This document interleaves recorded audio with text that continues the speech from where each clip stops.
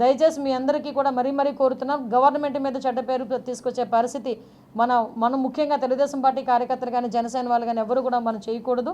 At the same time YSRCP వాళ్ళకి కూడా ఒకటే చెప్తున్నా, మీ లాభాపేక్ష గురించో మీ రాజకీయ ఉనికి గురించో కామన్ పీపుల్ని ఇబ్బంది పెట్టొద్దు అని మాత్రం నేను మీ అందరినీ కూడా విజ్ఞప్తి చేస్తున్నాను. నేను సారీ పక్కన చెప్పండి. కాదండి, ఇద్దరు ఇప్పుడు విషయం ఏంటంటే రెచ్చగొట్టుకొని ఎవరు ఇబ్బంది పడుతున్నారు? అక్కడ మిథున్ రెడ్డి ఆయన సేఫ్, కామన్ పీపుల్ ఉన్నారు. ఇప్పుడు ఎవరు ఇబ్బందులు పడతారు, ఎవరు కేసులు ఇరుక్కుంటారు? బోత్ పార్టీస్ కేసులు ఇరుక్కుంటాయి. ఎందుకు ఆ కేసులు మనం అంతవరకు తెచ్చుకోవడం ఎందుకు? ఎవరు కూడా చట్టం చేతుల్లో తీసుకోవాల్సిన అవసరం లేదు.